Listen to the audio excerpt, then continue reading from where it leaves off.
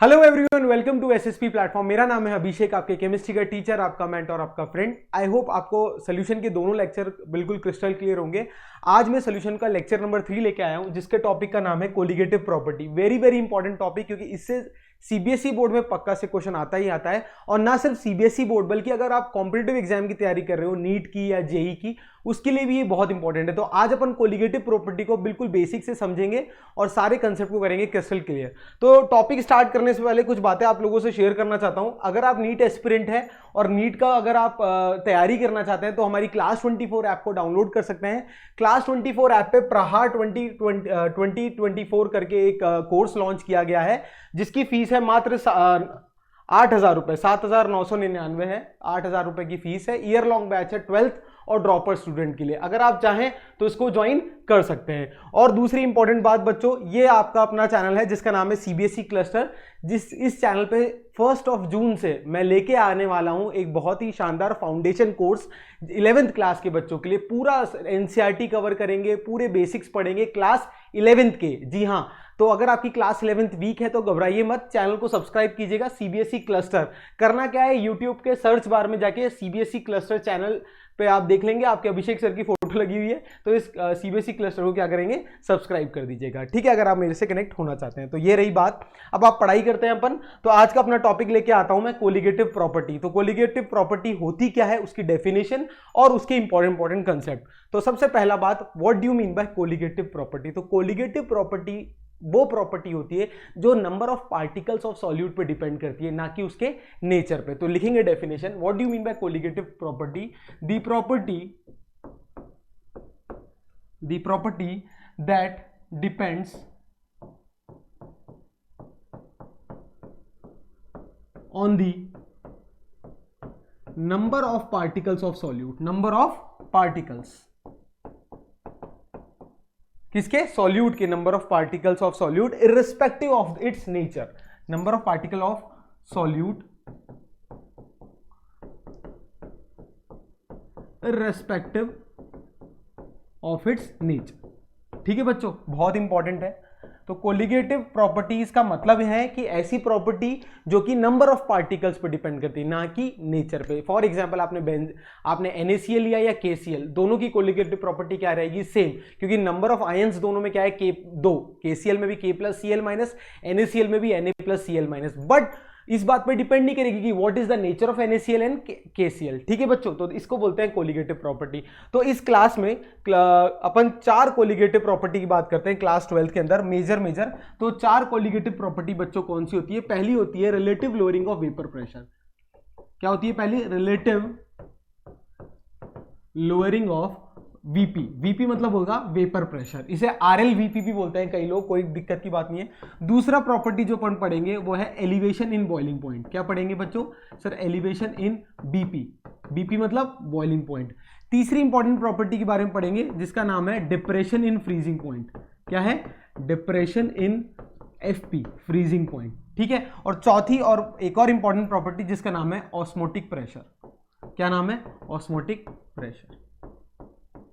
ठीक है, जिसको अपन पाई से डिनोट करेंगे या OPP बोलते हैं। तो ये 4 इंपॉर्टेंट कोलिगेटिव प्रॉपर्टी जिनके बारे में अपन 1 बाय 1 पढ़ेंगे। तो आइए स्टार्ट करते हैं। सबसे पहले relative lowering of vapour pressure. जैसा नाम वैसा काम। Relative lowering of vapour pressure मतलब वेपर प्रेशर का कम होना। अब इसका मतलब क्या है, देखो बहुत ध्यान से समझना कि जब भी अपन किसी भी प्योर सॉल्वेंट के अंदर सॉल्यूट डालते हैं, क्या कर रहा हूं, प्योर सॉल्वेंट के अंदर अगर मैं सॉल्यूट पार्टिकल डाल रहा हूं तो जो सॉल्यूशन बना उसका वेपर प्रेशर प्योर सॉल्वेंट से क्या होता है, कम होता है। क्या होता है, कम होता है। आइए इस चीज को समझते हैं इस एग्जांपल से।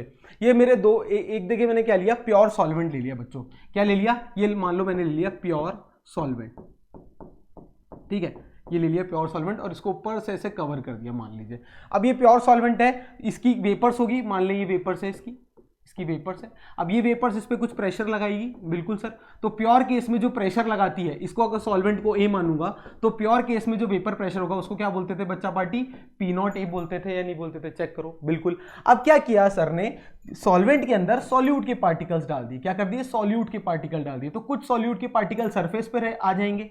अब क्या करेंगे, ये सॉल्यूट के पार्टिकल सॉल्वेंट के पार्टिकल्स को वेपर में कन्वर्ट होने में दिक्कत क्रिएट करेंगे। अगर यहां पर अगर X number of particle solvent के के वेपर में कन्वर्ट हो रहे थे, तो यहाँ डेफिनेटली क्या होंगे सर, कम होंगे या नहीं होंगे? बिल्कुल, यहाँ क्या होंगे, कम पार्टिकल्स जो होंगे कन्वर्ट, बिल्कुल। तो इस केस में जो वेपर प्रेशर होगा वो क्या होगा, PA, और वो डेफिनेटली क्या होगा, कम होगा। क्यों होगा कम, समझ में आया? क्योंकि सॉल्यूट के पार्टिकल ने सॉल्वेंट के ऊपर एक लेयर बना ली, जिससे सॉल्वेंट के पार्टिकल वेपर में कन्वर्ट नहीं हो पा रहे, और नहीं हो पा रहे हैं, इसको मैंने क्लोज कर दिया, नहीं हो पा रहे तो डेफिनेटली वेपर प्रेशर क्या हो गया, कम हो गया। तो ये क्या है, ये मेरा सॉल्यूशन है। क्या है, सॉल्यूशन। तो सॉल्यूशन मतलब सर सॉल्वेंट में आपने क्या कर दिया, सॉल्वेंट में आपने ब्लैक कलर का सॉल्यूट ऐड कर दिया। क्या कर दिया, सॉल्यूट ऐड कर दिया। तो सॉल्यूट के ऐड करने से क्या हो गया, वेपर प्रेशर कम हो गया, provided this solute is non volatile in nature. क्या होना चाहिए बच्चों, नॉन वोलेटाइल, वोलेटाइल नहीं होना चाहिए। तो आइए relative lowering of vapour pressure की बात अपन लिख लेते हैं। तो मैंने क्या समझाया आपको कि जब भी when a non volatile solute is added to pure solvent,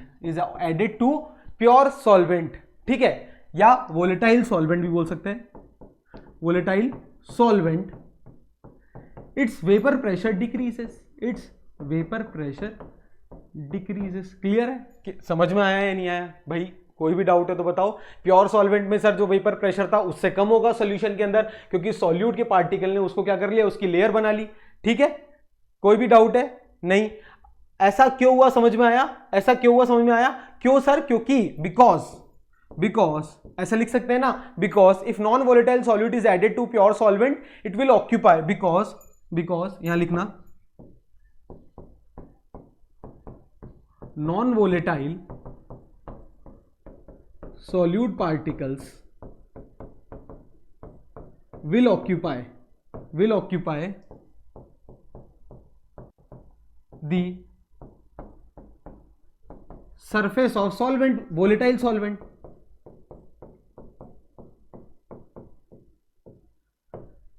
and therefore less solvent will convert into vapor.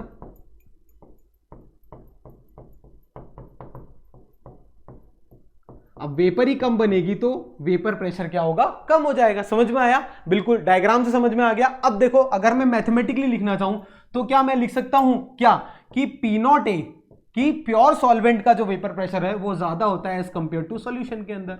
कोई भी डाउट किसी को? तो इस तरीके से मैं मैथमेटिकली लिख सकता हूं। कोई भी डाउट नहीं सर? आइए इसको मैथमेटिकल एनालाइज करते हैं। क्या करते हैं, मैथमेटिकल एनालिसिस करते हैं। इससे बहुत इंपॉर्टेंट रिलेशन आएगा मैथमेटिकली।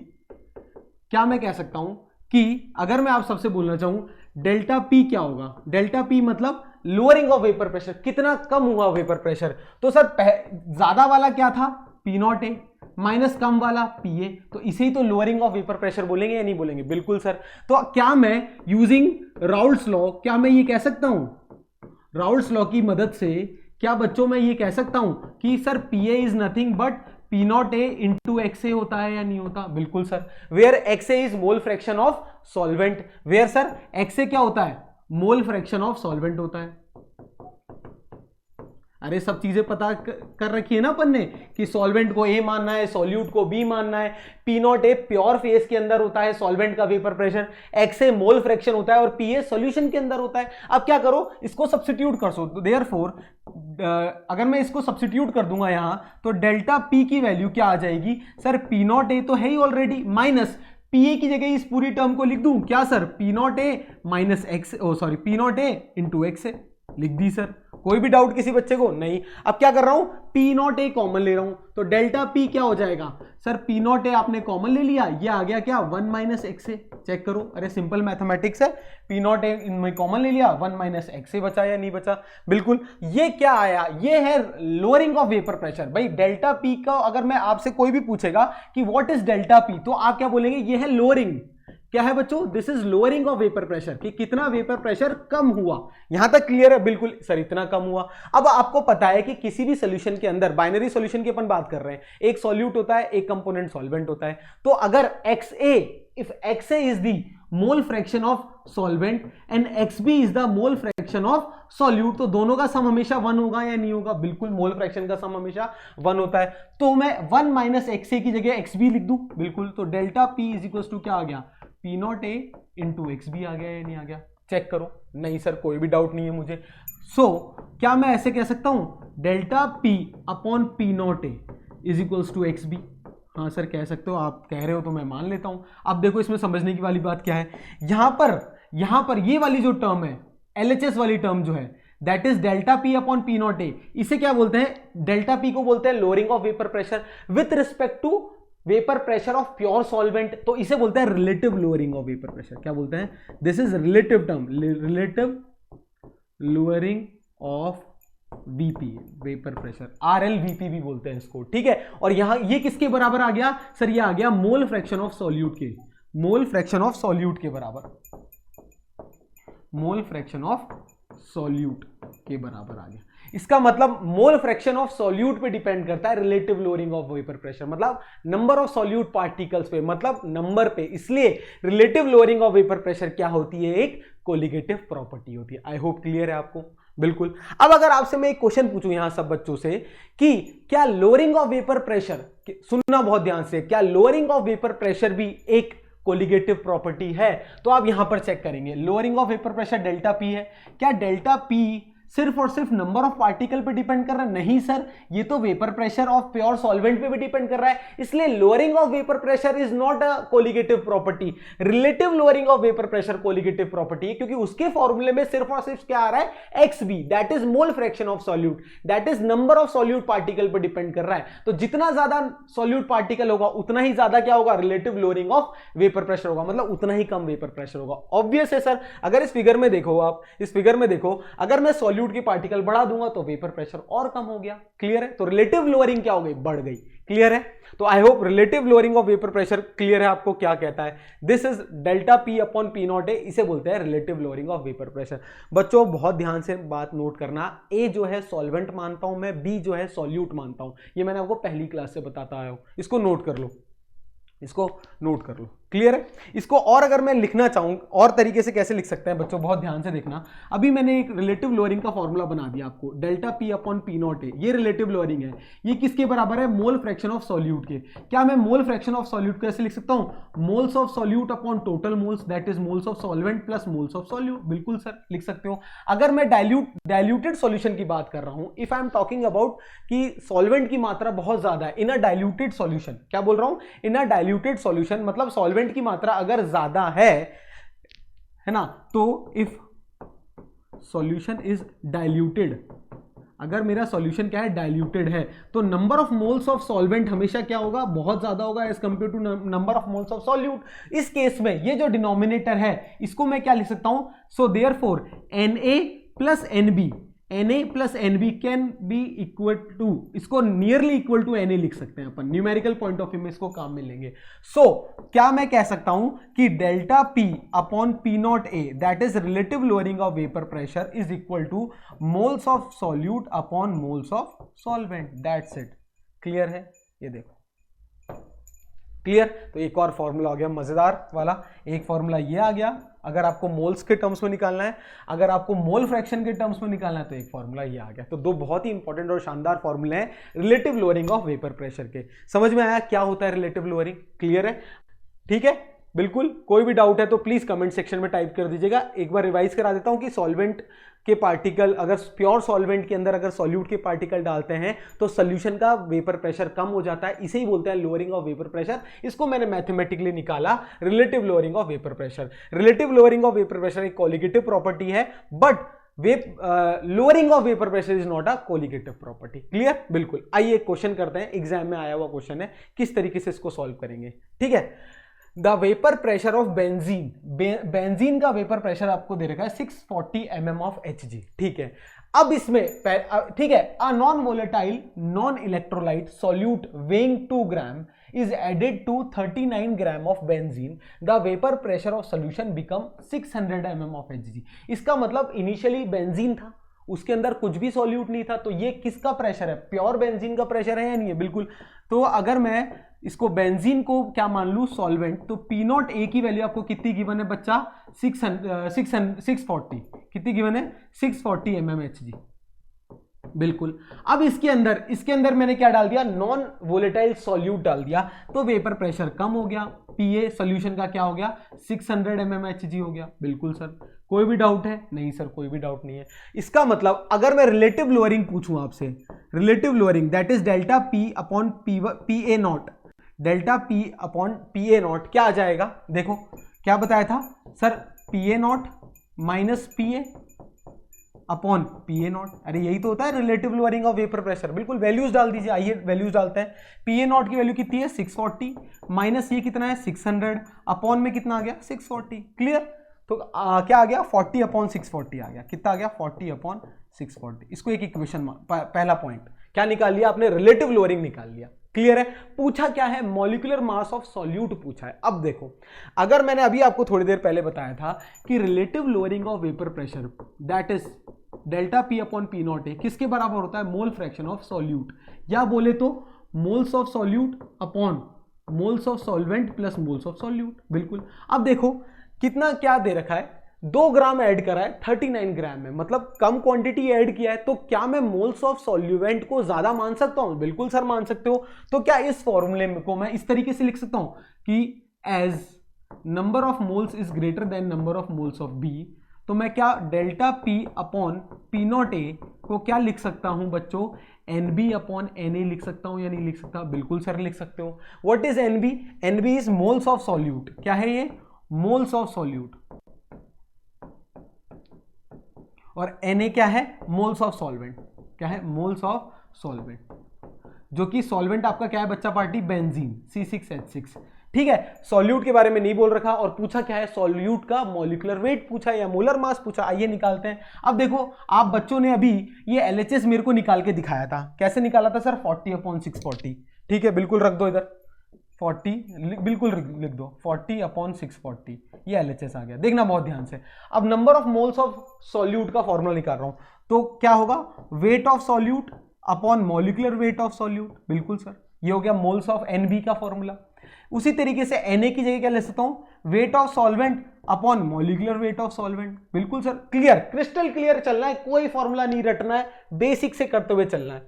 अब देखो, वेट ऑफ सॉल्यूट कितना गिवन है? ये कितना गिवन है? वेट ऑफ सॉल्यूट कितना गिवन है आपको? 2 ग्राम है ना, 2 ग्राम ऐड किया है। बिल्कुल, तो इसकी वैल्यू कितनी गिवन है? देखो 2 ग्राम, इधर ही लिख रहा हूं, बहुत ध्यान से देखना। 2 ग्राम 2 इंटू अब देखो upon molecular weight of solute पूछा है, इसको MB मान लो, पूछा है तो अननोन है। अब wait of solvent, weight of benzene कितना, किस में ऐड किया है? 39 ग्राम ऑफ बेंजीन में ऐड किया है। तो इसकी वैल्यू कितनी गिवन है sir? 39। Weight of benzene 39 given है। और बेंजीन का मॉलिक्यूलर वेट निकाल सकते हो, C6H6 फॉर्मूला पता है तो 12 इंटू 6 प्लस 6 कितना आ गया? 78। 72 प्लस से 78 आ जाएगा। ठीक है बच्चों, बिल्कुल ये निकल गया। अब देखो, इससे 39 बन जा 39, 39 2 जा 78, 2 2 जा 4 आ गया। बिल्कुल, तो इसको और फर्दर सॉल्व कर सकता हूं। क्या? 40 अपॉन 640 बराबर क्या आ गया? देखो यहां से 4 बचा अपॉन MB, 4 अपॉन MB। कोई भी डाउट? नहीं सर, कोई भी डाउट नहीं है। इससे MB का फॉर्मूला आ जाएगा। MB क्या आ जाएगा देखना, 640 इंटू 4 अपॉन 40। खत्म। कितना आ गया बच्चों? 64 ग्राम पर मोल। खत्म। देखो कितना इजी था, बिल्कुल स्टेप बाय स्टेप चल रहा है। देखो लंबा आपको इसलिए लग रहा है कि समझा रहा हूं मैं आपको। कई बच्चे क्या है डायरेक्ट याद कर लेते हैं फॉर्मूला कि P1 PA naught upon PA naught minus PA upon PA naught equal to NB upon, याद ही नहीं करना है अपन को तो सिंपल से अपन को ये पता होना चाहिए कि relative lowering of vapour pressure हमेशा किसके बराबर होता है? मोल फ्रैक्शन ऑफ सॉल्यूट के बराबर होता है। और उससे मोल्स को इक्वेट करते हुए डायरेक्ट फॉर्मूले में डालना है और सॉल्व करना है। आई होप क्लियर होगा। ठीक है, इस तरीके से क्वेश्चन आता है relative lowering of vapour pressure. Clear? अब नेक्स्ट टॉपिक अपन पढ़ते हैं। ठीक है, नेक्स्ट टॉपिक अपन पढ़ने जा रहे हैं जिसका नाम है एलिवेशन इन बॉइलिंग पॉइंट। ठीक है, नेक्स्ट टॉपिक है अपना एलिवेशन इन बॉइलिंग पॉइंट। आइए स्टडी करते हैं एलिवेशन इन बॉइलिंग पॉइंट। ठीक है, हेडिंग डाल लो, एलिवेशन इन बॉइलिंग पॉइंट। चलो अब देखो, सबसे पहली बात, बॉइलिंग पॉइंट का एलिवेशन को समझने के लिए बहुत ध्यान से एक कंसेप्ट समझना। एक वोलेटाइल सॉल्वेंट है। क्या है? वोलेटाइल सॉल्वेंट है। उसमें मैंने क्या किया? नॉन वोलेटाइल सॉल्यूट ऐड किया। क्या किया? When a non volatile solute is added to, देखना बहुत ध्यान से, वोलेटाइल सॉल्वेंट। तो अभी क्या पढ़ा था अपन ने, क्या पढ़ा था, वेपर प्रेशर क्या हो रहा था बच्चों, वेपर प्रेशर डिक्रीज हो रहा था, अभी पढ़ा था बिल्कुल, वेपर प्रेशर क्या हो रहा था, डिक्रीज हो रहा था। मैंने आपको इस क्लास से पहले सेकंड आपका लेक्चर देखना, मैंने आपको एक चीज पढ़ाई थी, क्या पढ़ाई थी, vapour pressure is inversely proportional to boiling point. मैंने as vapour pressure is inversely proportional to boiling point. अगर वेपर प्रेशर कम होगा तो बॉइलिंग पॉइंट क्या होगा बच्चों, बढ़ेगा। सो देयरफॉर बॉइलिंग पॉइंट क्या होगा, इंक्रीज होगा, इंक्रीजेस। इसका मतलब सर जब भी कोई नॉन वोलेटाइल सॉल्यूट को आप वोलेटाइल सॉल्वेंट में डालते हो तो वेपर प्रेशर कम होता है और बॉइलिंग पॉइंट क्या होता है, बढ़ता है। क्लियर है, ये तो मैंने आपको इस मैथमेटिकल रिलेशन से पढ़ाया था। अब बहुत शानदार ग्राफ से समझते हैं इसको, देखते हैं आपने ये चीज पहले पढ़ी है या नहीं, तो कोशिश करता हूं समझाने की। तो ग्राफिकल अप्रोच समझते हैं, बहुत ध्यान से देखना। ग्राफ ड्रॉ करते हैं किस किस के बीच में, वेपर प्रेशर और टेम्परेचर के बीच में। तो वाई एक्सिस पे वही वेपर प्रेशर ले लो बच्चा पार्टी, और एक्स एक्सिस पे ले लो टेम्परेचर। ठीक है, बहुत ध्यान से देखना। इधर ले लिया मैंने what, vapour pressure Y axis पे, और इधर ले लिया मैंने टेम्परेचर टी। तो मैंने इन दोनों के बीच में आपको एक ग्राफ बना के दिखाया था अभी थोड़ी देर पहले ही, पिछली क्लास में। तो इस तरीके से ग्राफ आया था या नहीं आया था, बिल्कुल। ये क्या है, प्योर सॉल्वेंट का ग्राफ है। क्या है बच्चों, this is graph of pure solvent. अब क्या किया मैंने, अब इसमें सर आपने नॉन वोलेटाइल सॉल्यूट ऐड कर दिया। तो नॉन वोलेटाइल सॉल्यूट ऐड करने से बच्चों क्या होगा, इस तरीके का ग्राफ आएगा, वेपर प्रेशर कम हो जाएगा। तो ये ब्लू वाली लाइन क्या है, सॉल्यूशन की ग्राफ है। क्या है, सॉल्यूशन, जिसके अंदर आपने क्या किया, सॉल्यूट डाल दिया, सॉल्यूट प्लस सॉल्वेंट। बहुत ध्यान से एक एक बार, अगर एक फर्स्ट टाइम इस चीज को समझ लोगे कभी गलती नहीं करोगे। ठीक है, आप कई बुक्स में ये डॉट डॉट करके बना होता है क्योंकि एब्सोल्यूट जीरो टेम्परेचर अपन अटेन नहीं कर सकते, आप चाहो तो ऐसे ड्रॉ कर सकते हो। अब बहुत ध्यान से देखना, अब इधर देखो बहुत ध्यान से, ये ग्राफ बन गया, वेपर प्रेशर कम हो गया तो बिल्कुल। अब मैं एक रिलेशन बनाता हूं, मैंने आपको कहा था जब वेपर प्रेशर 1 atm होगा तो उस टाइम पे जो बॉइलिंग पॉइंट होता है उसे क्या, उस टाइम पे जो टेम्परेचर होता है उसको क्या बोलते हैं, बॉइलिंग पॉइंट बोलते हैं। बिल्कुल सर, तो ये है क्या, बॉइलिंग पॉइंट किसका सर, ये है बॉइलिंग पॉइंट किसका, प्योर सॉल्वेंट का, टीबी मान लो। तो प्योर सॉल्वेंट है तो टीबी नॉट मान लो, प्योर सॉल्वेंट का बॉइलिंग पॉइंट टीबी नॉट है। ठीक है सर, अब देखो इस ग्राफ को फर्दर बढ़ा रहा हूं मैं, बहुत और इंक्रीज कर रहा हूं। कैसे, इस तरीके से देखो, जब ये सॉल्यूशन वाली लाइन को कट करेगा जिस पॉइंट पे, सॉल्यूशन लाइन को जिस पॉइंट पे कट करेगा, तो सॉल्यूशन वाले के लिए ये वाला पॉइंट हो जाएगा टीबी, बॉइलिंग पॉइंट। जब मेरा वेपर प्रेशर 1 atm होगा उस ग्राफ के कॉरस्पॉन्डिंग जो टेम्परेचर होगा वो बॉइलिंग पॉइंट होता है। जब ये 1 atm वाली लाइन प्योर सॉल्वेंट को क्रॉस कर रही है तो वो टेम्परेचर मान लिया मैंने टीबी नॉट, प्योर सॉल्वेंट का बॉइलिंग पॉइंट। और जब ये ब्लू वाली लाइन को, दैट इज सोल्यूशन वाली लाइन को कट कर रही है, उस पे जो बॉइलिंग पॉइंट है वो मान लिया टीबी। अब खुद ही बताओ ग्राफ से, टीबी ज्यादा है या टीबी नॉट ज्यादा है? Obviously sir TB is more than TB naught. इसका मतलब अगर मैं बात करूं सोल्यूशन की तो सोल्यूशन का बॉइलिंग पॉइंट क्या हो गया, बढ़ गया। ग्राफिकली भी समझ में आ गया या नहीं आ गया भाई, ग्राफिकली समझ में आया नहीं आया? ऑब्वियसली सर, अभी आपने पढ़ाया था इस तरीके का ग्राफ, आपने पिछली क्लास में पढ़ाया था। ये किसका है, प्योर सॉल्वेंट का। और वेपर प्रेशर कम होगा, जब जैसे ही नॉन वोलेटाइल सॉल्यूट ऐड करूंगा तो कम वेपर प्रेशर का मैंने ग्राफ बना दिया। अब मैंने क्या किया, 1 atm वाली लाइन को इससे कट कराया। तो 1 atm वाली लाइन जब प्योर सॉल्वेंट को कट करती है, टेम्परेचर टी जो होता है वो बॉइलिंग पॉइंट होगा, वो टीबी नॉट मान लिया प्योर सॉल्वेंट के केस में, और सॉल्यूशन के केस में टीबी मान लिया। Clearly TB is greater then TB naught, मतलब नॉन वोलेटाइल सॉल्यूट को ऐड करने से क्या हो गया, बॉइलिंग पॉइंट एलिवेट हो गया, इंक्रीज हो गया। That's why this is known as elevation in boiling point. क्या बोलते हैं इसको, एलिवेशन इन बॉइलिंग पॉइंट। अगर आप लोग थ्योरेटिकल समझना चाहो तो इस तरीके से समझ सकते हो कि वेपर प्रेशर कम होगा और वेपर प्रेशर और बॉइलिंग पॉइंट क्या होता है, इनवर्सली होता है, इसलिए बॉइलिंग पॉइंट बढ़ेगा। कुछ बच्चे जो अच्छे एग्जाम की तैयारी भी कर रहे हैं, मेरे साथ जुड़े हुए हैं, वो चाहते हैं ग्राफिकल अप्रोच सर सिखाए, तो ग्राफिकल अप्रोच भी है। इसमें तो क्लियरली पता चल रहा है ना बच्चों, मैंने तो कुछ नहीं किया, तो क्लियरली पता चल रहा है। तो boiling point of solution is greater then boiling point of pure solvent, TB minus TB. ये हो गया टीबी और टीबी नॉट। अब अगर मैं मैथमेटिकल एनालाइज करके बताऊं आपको, that is elevation delta TB, ये क्या हुआ, कितना एलिवेट हुआ, तो एलिवेट हुआ तो बाद वाला minus initial TB minus TB naught, this is known as elevation in boiling point. इसे क्या बोलते हैं बच्चों, एलिवेशन इन बॉइलिंग पॉइंट।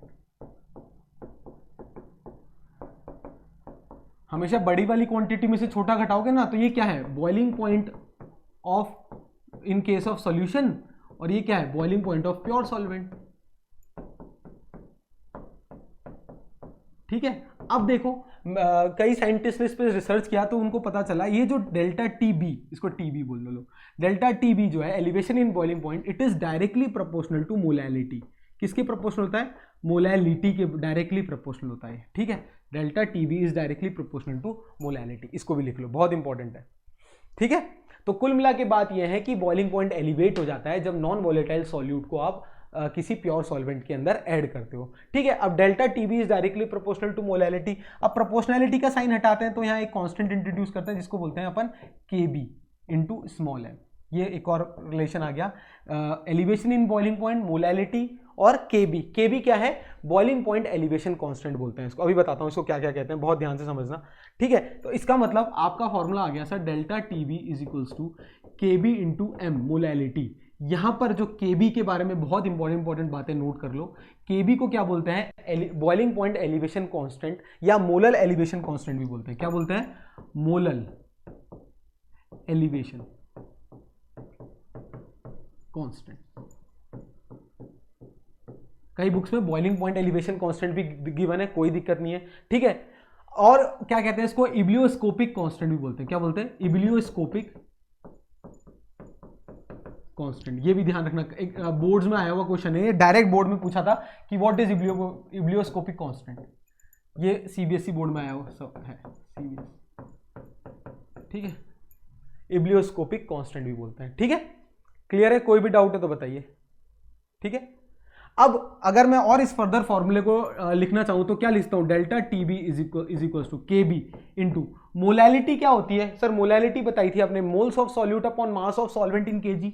तो moles of solute n B upon mass of solvent W A मान लो इन केजी। अरे सब चीजें क्लियर है बच्चों, बस खत्म, फॉर्मूला हो गया, बन गया। ये सबसे इंपॉर्टेंट फॉर्मूला है डेल्टा टी बी का, ये याद रखना बस। ठीक है, ये क्या है? Moles of solute. ये क्या है? Moles of solute.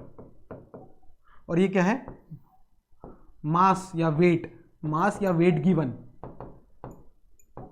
Wait of solvent in K G. ये याद रखना, केजी के अंदर होगा ये। ठीक है, और अगर किसी बच्चे को कंफ्यूजन है तो मैं यहाँ लिखता हूँ मोल्स ऑफ सॉल्यूट को क्या लिख सकते हो आप?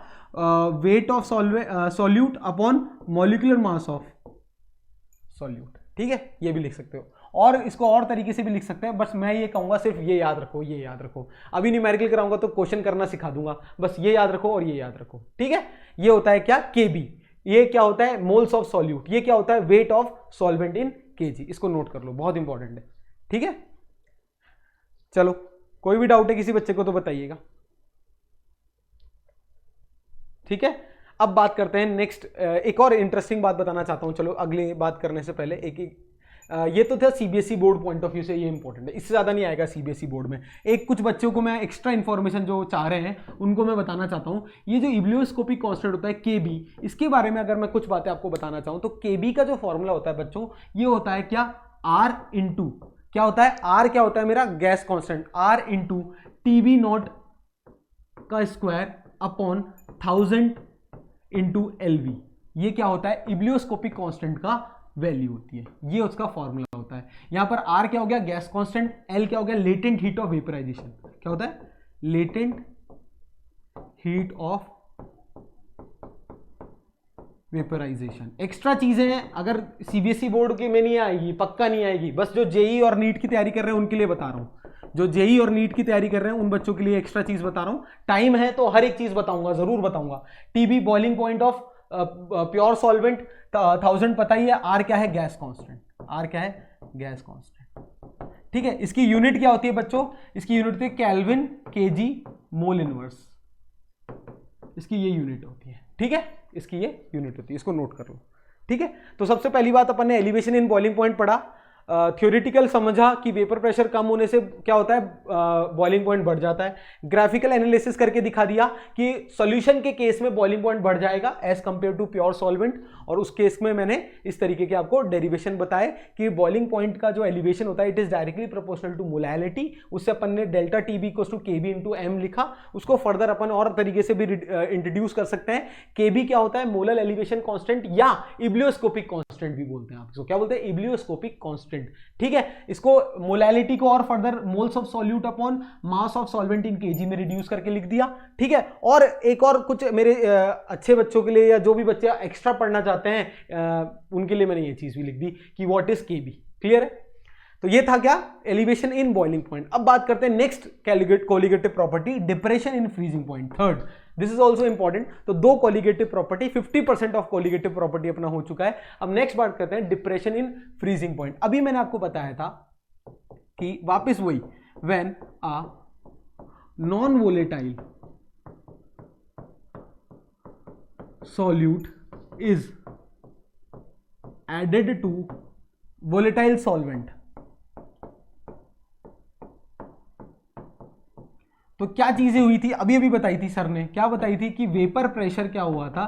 डिक्रीज हुआ था। वेपर प्रेशर डिक्रीज हुआ था तो बॉइलिंग पॉइंट क्या हुआ था सर? इंक्रीज हुआ था। अगर बॉइलिंग पॉइंट इंक्रीज हुआ है तो डेफिनेटली फ्रीजिंग पॉइंट क्या होगा? फ्रीजिंग पॉइंट क्या होगा? इंक्रीज होगा। क्या होगा? इंक्रीज होगा। ठीक है, सॉरी, फ्रीजिंग पॉइंट क्या होगा? डिक्रीज होगा। डिक्रीज। क्लियर है? अरे बॉइलिंग पॉइंट अगर इंक्रीज होगा तो फ्रीजिंग पॉइंट क्या होगा बच्चा पार्टी? डिक्रीज होगा या नहीं होगा? उल्टा, बिल्कुल उल्टा। ये नोट कर लेना, स्टार लगा लेना कि नॉन वोलेटाइल सॉल्यूट को अगर किसी प्योर सॉल्वेंट में डालोगे तो वेपर प्रेशर कम होगा। अगर वेपर प्रेशर कम होगा तो डेफिनेटली बॉइलिंग पॉइंट क्या होगा? बढ़ेगा। इनवर्स रिलेशन होता है, और बॉइलिंग पॉइंट और फ्रीजिंग पॉइंट तो इनवर्स ही होता है। अगर बॉइलिंग पॉइंट बढ़ेगा तो फ्रीजिंग पॉइंट क्या होगा? घटेगा। आइए इसको समझते हैं, ग्राफिकली समझते हैं बहुत ध्यान से। वापिस मैं ग्राफ ड्रॉ करके आपको बताता हूँ, बहुत इंटरेस्टिंग है और बहुत अच्छे से समझिएगा। कोई भी डाउट आए तो प्लीज कमेंट सेक्शन में टाइप कर दीजिएगा डाउट। सीरियस एस्पिरेंट अगर आप हैं तो प्लीज अच्छे से समझिए। एक बार समझ में आ जाएगा तो कॉम्पिटिटिव एग्जाम में भी आपको आसान रहेगा। ठीक है, यहाँ टेम्परेचर ले लिया, यहाँ मैंने वेपर प्रेशर ले लिया। अब मैं फ्रीजिंग पॉइंट के लिए आपको ग्राफ बना रहा हूँ। पहले क्या ले रहा हूँ? प्योर सॉल्वेंट के ले रहा हूँ। तो फ्रीजिंग पॉइंट वो पॉइंट होता है जब सॉलिड सॉल्वेंट और लिक्विड सॉल्वेंट के बीच का इक्विलिब्रियम वाला पॉइंट होता है। तो देखो इस तरीके का ग्राफ बनता है। ठीक है, ये प्योर सॉल्वेंट है। क्या है? Pure solvent. इस केस में ये क्या है? सॉलिड सॉल्वेंट है। ये क्या है? Solid solvent. और ये क्या है? लिक्विड सॉल्वेंट है।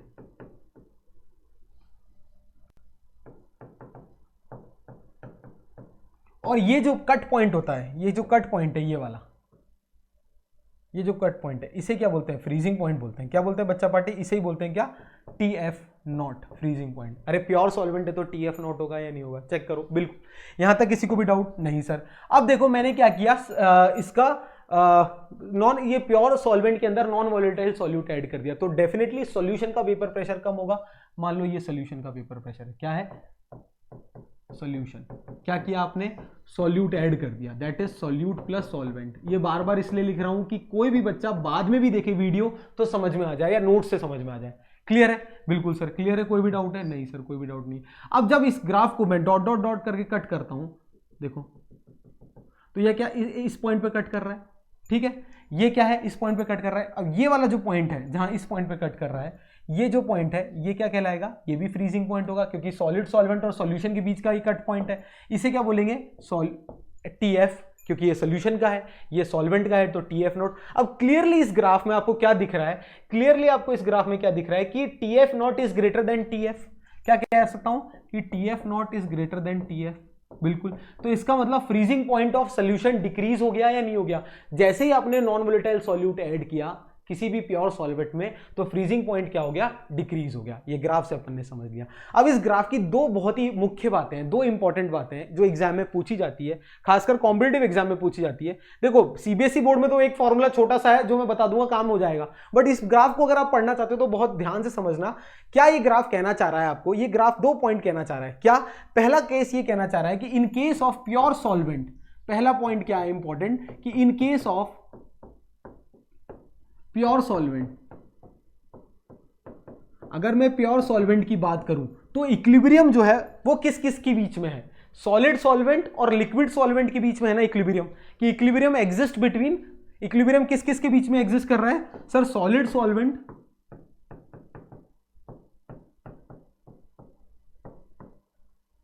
और लिक्विड सॉल्वेंट के बीच में। और अगर मैं सेकंड केस बात करूं, किसकी? अगर मैं बात करूं इन केस ऑफ सॉल्यूशन, अगर इन केस ऑफ मैं सॉल्यूशन की बात करूं, उस केस में अब मैं आपसे पूछना चाहता हूं कि इक्विलिब्रियम किस किस के बीच में एग्जिस्ट करता है। तो बताओ सॉलिड सॉल्वेंट और सॉल्यूशन के बीच में एग्जिस्ट कर रहा है या नहीं कर रहा है इक्विलिब्रियम? एग्जाम में आया हुआ क्वेश्चन है, जेई में आया हुआ क्वेश्चन है कि फ्रीजिंग पॉइंट के अंदर, जो फ्रीजिंग पॉइंट के केस के अंदर इक्विलिब्रियम किस किस में एग्जिस्ट करता है in case of pure solvent. तो किसके केस में? Solid solvent and liquid solvent के बीच में। और इन केस ऑफ सॉल्यूशन के केस में किसके बीच में वो कर रहा है? Solid solvent and solution. ठीक है,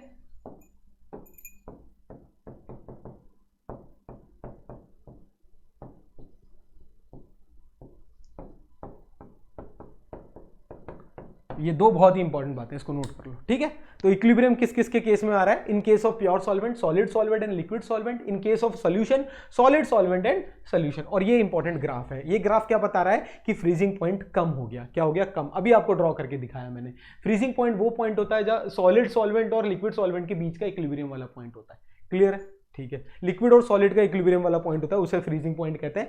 तो वही मैं ड्रॉ करना चाह रहा हूं और मैंने ड्रॉ करके बता दिया। और इस ग्राफ की हेल्प से अपन ने ये भी फाइंड आउट कर लिया कि प्योर सॉल्वेंट का फ्रीजिंग पॉइंट ज्यादा होता है एज कंपेयर टू सॉल्यूशन। जैसे बॉइलिंग पॉइंट के केस में जस्ट उल्टा होता है, फ्रीजिंग पॉइंट में इस तरीके से होता है। ठीक है, अब अगर मैं मैथमेटिकली इसको समझना चाहूं तो मैथमेटिकली वापस वही बातें हैं कि जो डेल्टा टी एफ होगा इस केस के अंदर, delta T F that is depression in freezing point. वहां एलिवेट हुआ था, यहां क्या हो गया? कम हो गया। कम मतलब पहले वाली क्वांटिटी ज्यादा माइनस टीएफ। चेक करो, अरे ग्राफ देखो भाई, टीएफ ज्यादा है ना, टीएफ नॉट ज्यादा है। तो ये जो डिफरेंस है, ये जो डिफरेंस है इसे क्या बोलते हैं? डेल्टा टीएफ बोलते हैं। ये जो डिफरेंस है इसे डेल्टा टीएफ। क्या होगा? Delta TF, TF naught minus TF.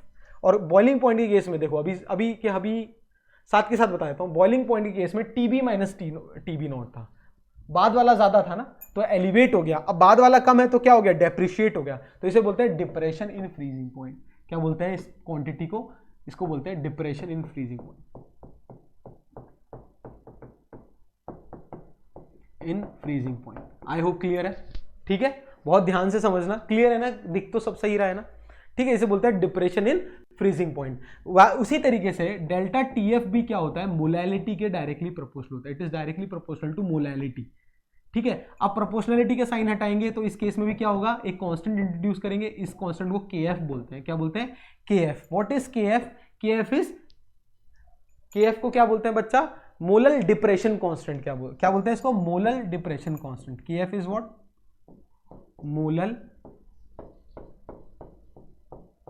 Depression constant. ठीक है, केबी क्या था? Molal elevation constant. केबी क्या था बच्चों? Molal elevation constant. केएफ क्या है? Molal depression constant. कहां गया? हाँ, ये रहा, मोलल डिप्रेशन कांस्टेंट। या और इसको क्या बोलते हैं? क्रायोस्कोपिक कांस्टेंट भी बोलते हैं। और क्रायोस्कोपिक, ये दो इंपॉर्टेंट इसका नाम होता है। ठीक है, और फर्दर इसको एनालाइज करके लिखना चाहूं तो इस तरीके से भी लिख सकते हो। ये सब तो आपको पता ही चल चुका हो। Delta T F is equal to K F into molality. Molality को भी बताया था क्या होता है? Moles of solute upon weight of solvent in KG. बस खत्म। अगर ये आपने याद कर लिया, ये समझ लिया ना, तो बस सारा सब चीज क्लियर है बच्चों। ठीक है, इसको बहुत ध्यान से इस फॉर्मूले को एनालाइज करना है। ठीक है, और आगे और फर्दर मोल्स ऑफ सॉल्यूट को भी और फर्दर तोड़ के लिख सकते हो आप। ठीक है, अब एक चीज और सब बच्चे ध्यान रखेंगे, वाटर के केस में, वैसे एग्जाम में गिवन होगा, घबराने वाली बात बिल्कुल भी नहीं है, पर वाटर के केस में, in case for water, for H2O, water case में अगर आप न्यूमेरिकल जल्दी सॉल्व करना चाहते हैं तो KF और KB की वैल्यू याद कर लो। बस एक मेरे कहने से, कॉम्पिटिटिव वाले बच्चे खासकर KB की वैल्यू और KF की वैल्यू वाटर केस के अंदर, क्योंकि एग्जाम में गिवन होगी, बट कॉम्पिटिटिव पर्पस के लिए आप इसको याद रख सकते हो। देखो वाटर केस में KB होता है 0.52, ठीक है, वही केल्विन केजी पर मोल, केल्विन केजी पर मोल, और KF क्या होता है 1.86, ये क्या होता है, ये भी केल्विन केजी पर मोल। ये याद रख लो, इसको थोड़ा न्यूमेरिकल पॉइंट ऑफ व्यू से अपन को मदद मिलेगी, जल्दी जल्दी क्वेश्चन सॉल्व हो जाएंगे। क्लियर है? कोई भी डाउट है तो बताइएगा अभी तक। तो 3 अपन ने इंपॉर्टेंट प्रॉपर्टीज पढ़ ली कोलिगेटिव। पहला पढ़ा अपन ने relative lowering of vapour pressure, फिर एलिवेशन इन बॉइलिंग पॉइंट, फिर डिप्रेशन इन फ्रीजिंग पॉइंट। ठीक है, आइए अब एलिवेशन के और डिप्रेशन के न्यूमेरिकल सॉल्व करके देख लेते हैं कि कैसे आते हैं न्यूमेरिकल। सोचो कितने आसानी से न्यूमेरिकल होते हैं। क्वेश्चन है when 1.5 gram of non volatile solute, बस यही देख लो, लिखते चलो, सॉल्यूशन देखो 1.5 gram of non volatile solute, तो मास ऑफ सॉल्यूट दे रखा है आपको कितना, 1.5 ग्राम, बहुत ध्यान से देखना, ठीक है। Is dissolved in 90 gram of C6H6, मतलब 90 ग्राम ऑफ सॉल्वेंट, ये लो 90 ग्राम ऑफ सॉल्वेंट, वेट दे दिया, क्लियर।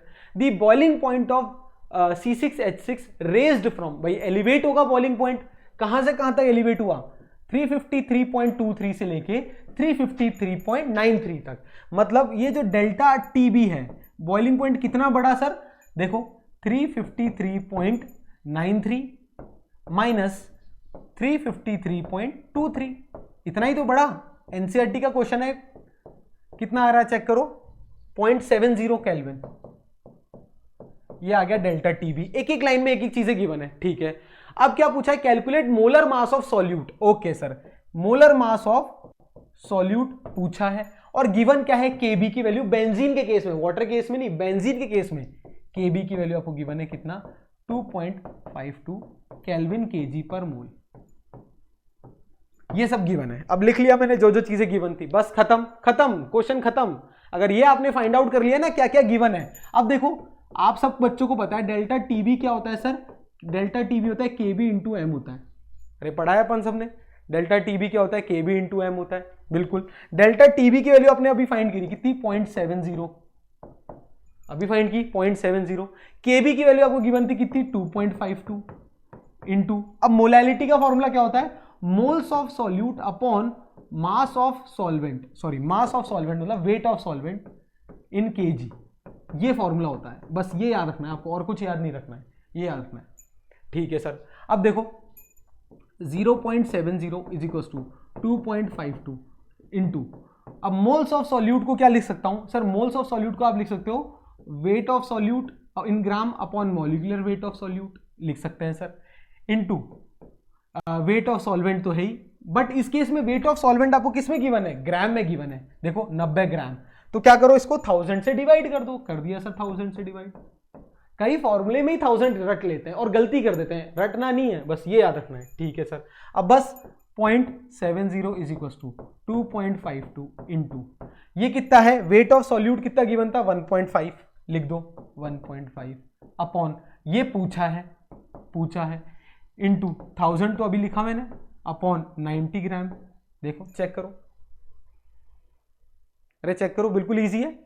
अब कुछ नहीं करना, इधर लिया MB और इसको लिया 0.70 को नीचे, तो कितना आ गया चेक कर लो, ये एक पॉइंट से ये हटा दो, 15 1 15, 15 6 आ जाएगा ना, 6, ठीक है, 15 6 90, ओके, और ये आ गया 6, ठीक है, 2 2 4, ठीक है, 3 2 6, इधर देख लो, ये 2 पॉइंट से 2 पॉइंट हटा दो, 3 2 6 और ये आ गया 3 8 24, 3 4 12, ठीक है, 2 1 2 और ये आ गया 2 4 42, ठीक है।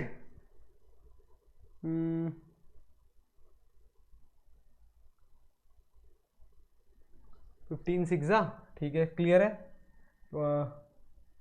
3 2 6 या 6 4 24, 1 6 2 12, ओके, तो आ गया MB की वैल्यू आ गई 42 अपॉन 70 इंटू 100, देखना 1 0 से 1 0 क्या, 7 6 42, आ गया 60, बस खत्म। 60 क्या है, मॉलिक्यूलर वेट, तो ग्राम पर मोल होगा या नहीं होगा, ग्राम पर मोल, सिंपल, खत्म, इजी सा, कैलकुलेशन भी इजी है।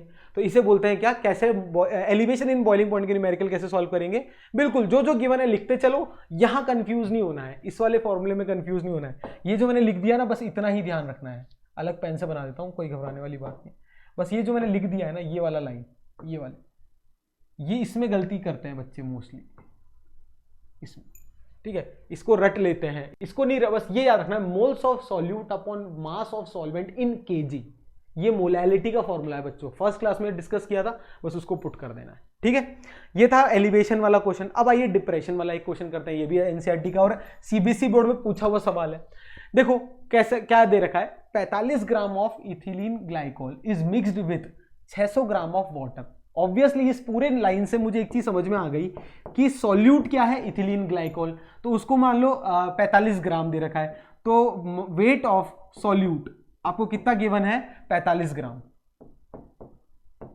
बिल्कुल।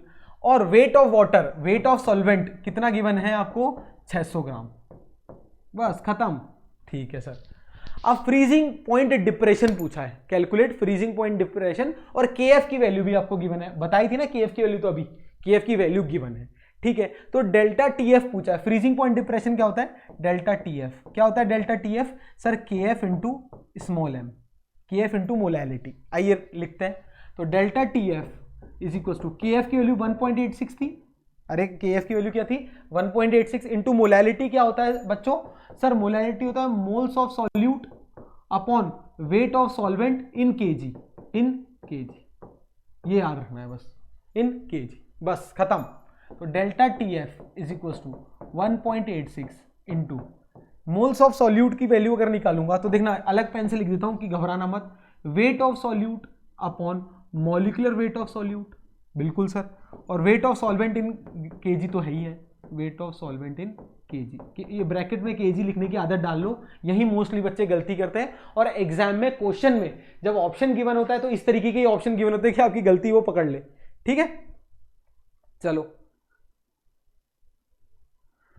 हाँ, अब देखो 1.86 इंटू वेट ऑफ सॉल्यूट कितना गिवन है आपको, 45 ग्राम, डब्ल्यू बी 45 ग्राम अपॉन क्या है, 45 ग्राम गिवन है, क्लियर है। अब वेट किसका है, इथिलीन ग्लाइकोल का, यहां निकाल लो, C2H6O2, C2H6O2 का देखो 2 into 12 plus 6 into 1 plus 2 into 16, तो 16 दूनी 32, 32 और 6 38, 38 और 24, अरे 38 और 24 कितना आ गया, 12 और 6 62 आ गया या नहीं आ गया, चेक करो, 62, अरे 62 मॉलिक्यूलर वेट आ गया या नहीं आ गया, बिल्कुल सर, यहां लिख दो 62 इंटू ये कितना दे रखा है, 600 ग्राम, तो ग्राम है तो 1000 से डिवाइड करना मत भूलना, खत्म, 600 ग्राम दे रखा है ना, ठीक है, लिख दिया। आओ सॉल्व कर लो, ये 2 0 से 2 0 कट गए, ठीक है, और कैसे करेंगे, और भी कर लो, कैसे भी कर लो,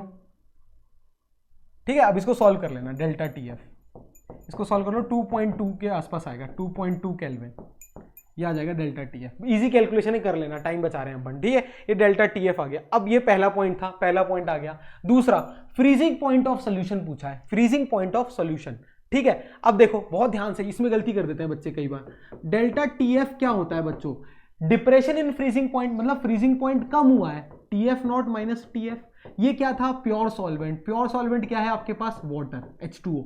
ये क्या है, फ्रीजिंग पॉइंट ऑफ सोल्यूशन, बिल्कुल पूछा ये है ना टीएफ, तो टीएफ की वैल्यू क्या आ जाएगी sir, T F naught minus delta T F, बिल्कुल sir. T F naught pure water का फ्रीजिंग पॉइंट क्या होता है, अरे बच्चों 273.15 माइनस 2.20, खत्म। इसको सॉल्व कर लेना, सॉल्व कर लीजिए, क्लियर है, कितना आएगा 270.95 केल्विन, बिल्कुल नहीं घबराना है। ये क्या आ गया, फ्रीजिंग पॉइंट ऑफ सॉल्यूशन आ गया, क्या आ गया, फ्रीजिंग पॉइंट ऑफ सॉल्यूशन। कैसे पता चला सर, प्योर सॉल्वेंट का फ्रीजिंग पॉइंट, मतलब प्योर वाटर का फ्रीजिंग पॉइंट क्या होता है, 273.15 केल्विन। पता है सब बच्चों को, नहीं पता तो आज के बाद पता चल गया होगा, क्लियर, आई होप क्लियर है, ठीक है। अब अगला मूव करते हैं नेक्स्ट। ये तो थे इस तरीके की न्यूमेरिकल आते हैं, साथ के साथ न्यूमेरिकल भी करते जा रहे हैं, जिससे कॉन्फिडेंस अच्छा होगा आपका, ठीक है। अगला topic osmotic pressure, next important topic की बात करते हैं, ऑस्मोटिक प्रेशर। तो ऑस्मोटिक प्रेशर पढ़ाने से पहले मैं आपको एक टॉपिक पढ़ाना चाहता हूं जिसका नाम है ऑस्मोसिस। क्या है, ऑस्मोसिस।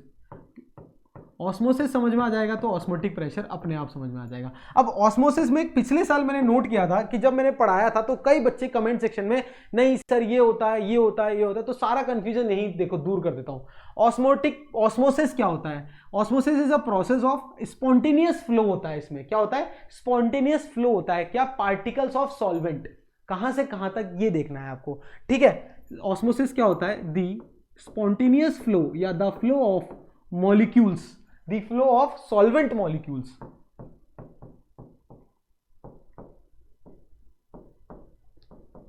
ठीक है। आप बहुत ध्यान से देखना। फ्रॉम रीजन ऑफ, कहां से कहां तक? फ्रॉम रीजन ऑफ, अलग पेन से लिख रहा हूं समझाने के लिए। The flow of solvent molecule from region of lower concentration to higher concentration is known as osmosis या through S P M, through semi permeable membrane. बहुत ध्यान से देखेंगे।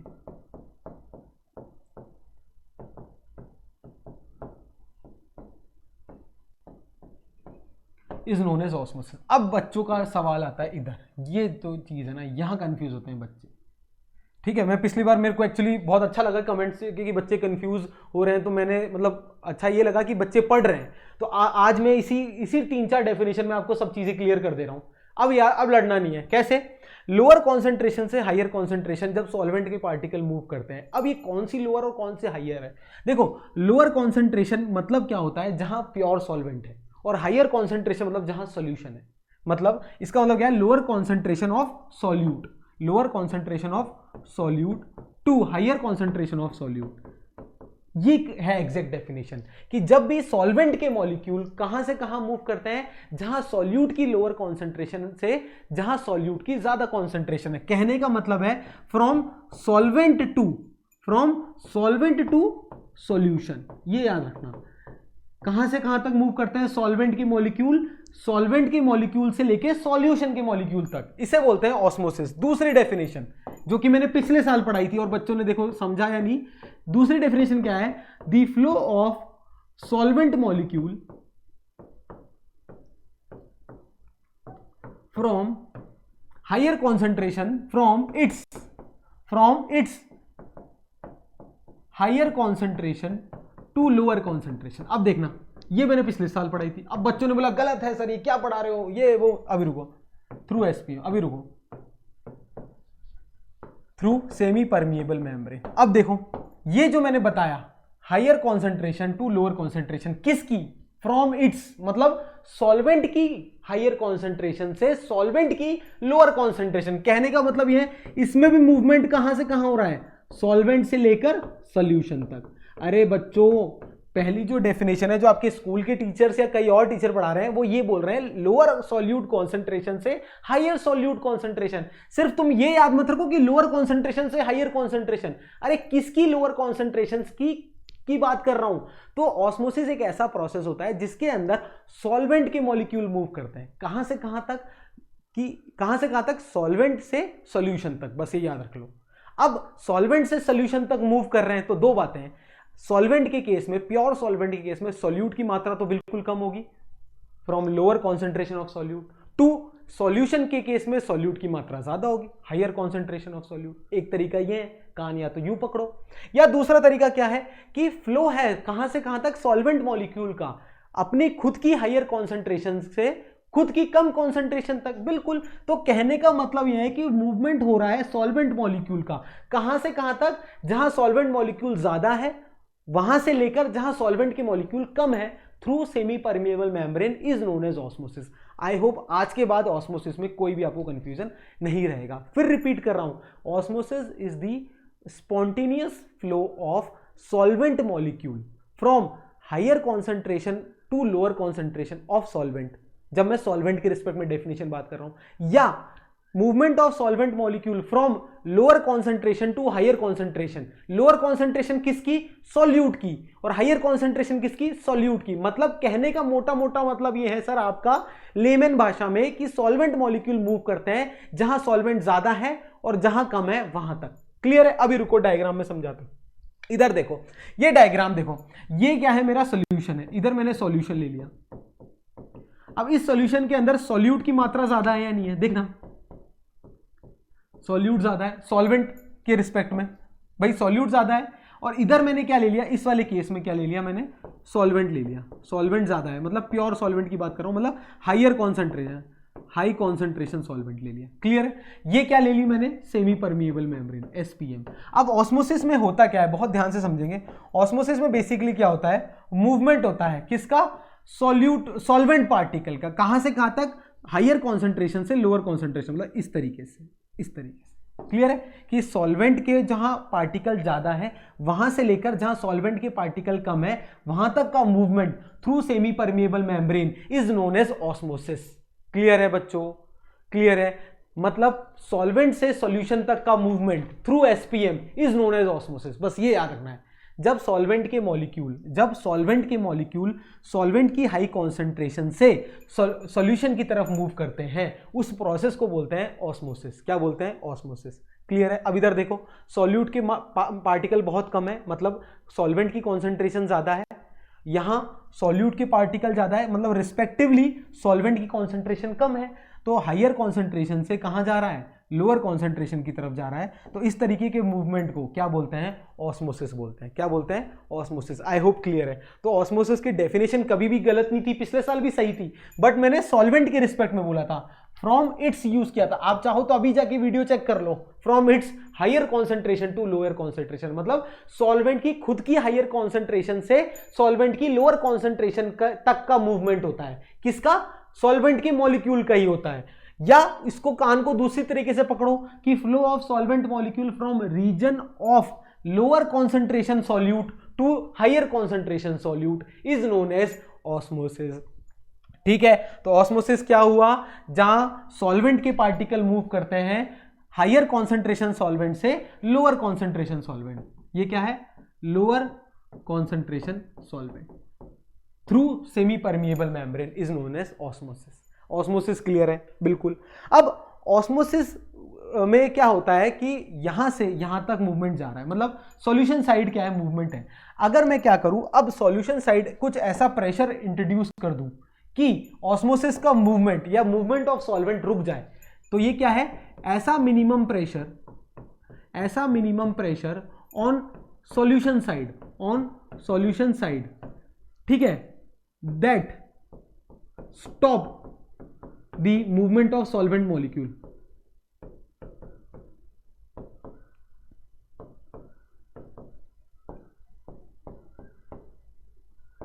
is osmotic pressure। इसे क्या बोलते हैं, ऑस्मोटिक प्रेशर बोलते हैं। ठीक है, ऐसा प्रेशर, ऐसा मिनिमम प्रेशर जो कि सोल्यूशन साइड लगाया जाता है, मतलब अपोजिट साइड, ठीक है, सोल्यूशन साइड लगा जाता है, जो कि स्टॉप कर दे सॉल्वेंट के पार्टिकल के मूवमेंट को, उसे बोलते हैं osmotic pressure. It is denoted by letter pi. किससे डिनोट करते हैं, पाई से।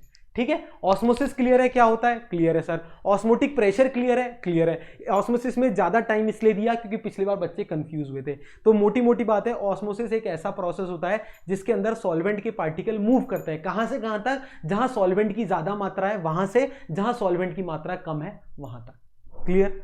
ऑस्मोटिक प्रेशर क्या होता है, वो मिनिमम प्रेशर जो कि आप सोल्यूशन साइड लगाते हो in order to stop the flow of solvent molecule is known as osmotic pressure. Clear है। अब ऑस्मोटिक प्रेशर को मैथमेटिकली डिनोट करूं तो osmotic pressure pi is equal to क्या होता है बच्चों, C into R into T होता है। That is pi is directly proportional to concentration temperature. ठीक है, ये क्या है, ऑस्मोटिक प्रेशर है। क्या है, ऑस्मोटिक प्रेशर। ये क्या है, कॉन्सेंट्रेशन या मोलैरिटी, इसको मोलैरिटी भी बोल सकते हो या कॉन्सेंट्रेशन। ठीक है, R क्या हो गया मेरा, gas constant. Numerical point of view से 1/12 इसको ले सकते हो। T क्या हो गया बच्चा पार्टी, टेम्परेचर।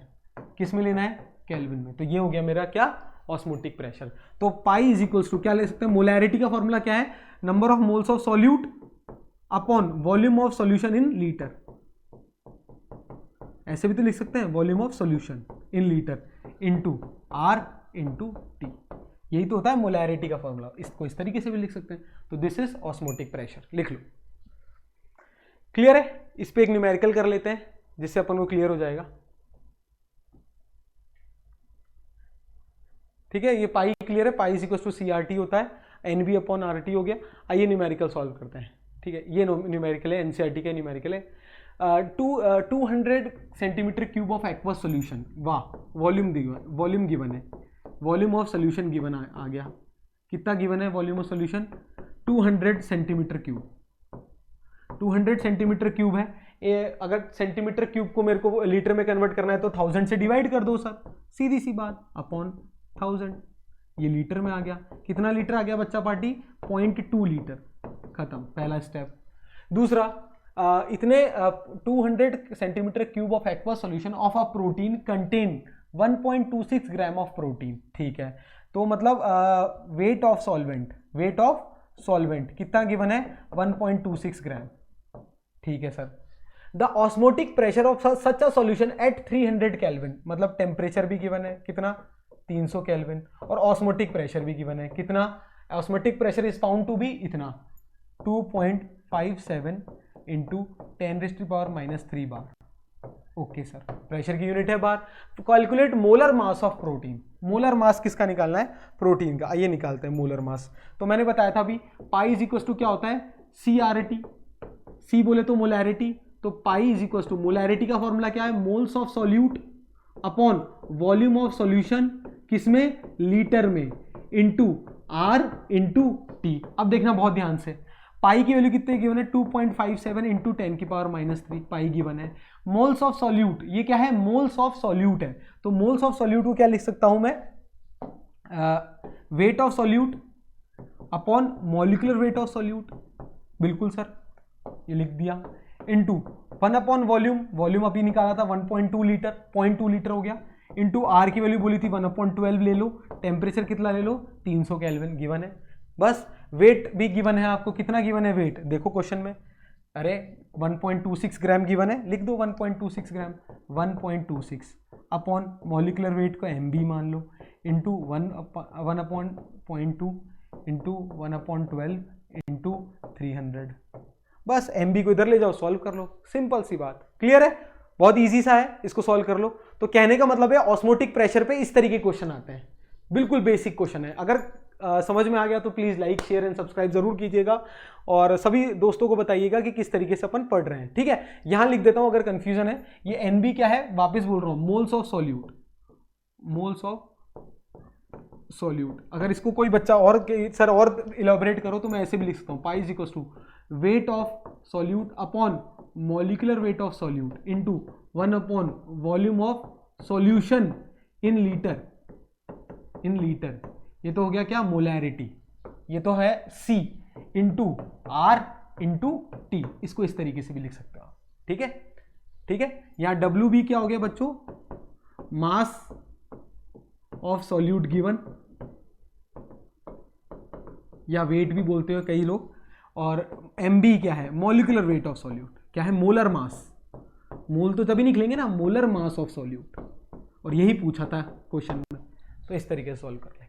ठीक है, तो यह है ऑस्मोटिक प्रेशर। ऑस्मोसिस क्लियर है, ऑस्मोटिक प्रेशर क्लियर है, तो चारों कोलिगेटिव प्रॉपर्टी हो चुकी है अपनी। और अच्छा लगा हो तो video please like, share and subscribe कीजिएगा। कोलिगेटिव प्रॉपर्टी से रिलेटेड इससे बाहर कुछ भी नहीं आएगा। अब नेक्स्ट क्लास में अपन क्या करेंगे? वेंटो फैक्टर पढ़ेंगे, जिससे बच्चे काफी घबराते हैं। और चिंता मत करिएगा, सारे के सारे न्यूमेरिकल वापस वेंटो फैक्टर के साथ मैं कराऊंगा कि वेंटो फैक्टर इंट्रोड्यूस होने के बाद किस तरीके से न्यूमेरिकल बदलते हैं और कैसे इसको अप्रोच किया जाता है। तो वेंटो फैक्टर अलग से मैं पढ़ाऊंगा। 11th क्लास में वेंटो फैक्टर पढ़ाया जाता है, डिसोसिएशन कांस्टेंट पढ़ाया जाता है, पर मैं इस चैप्टर में अलग से पढ़ाऊंगा, जिससे बच्चों को न्यूमेरिकल सॉल्व होने में, करने में कोई भी दिक्कत ना हो। क्लियर है? तो अगर अच्छा लगा हो वीडियो तो लाइक, शेयर एंड सब्सक्राइब जरूर कीजिएगा। चैनल पे नए हैं तो सब्सक्राइब कीजिएगा, and don't forget to subscribe CBSE cluster also. Thank you guys.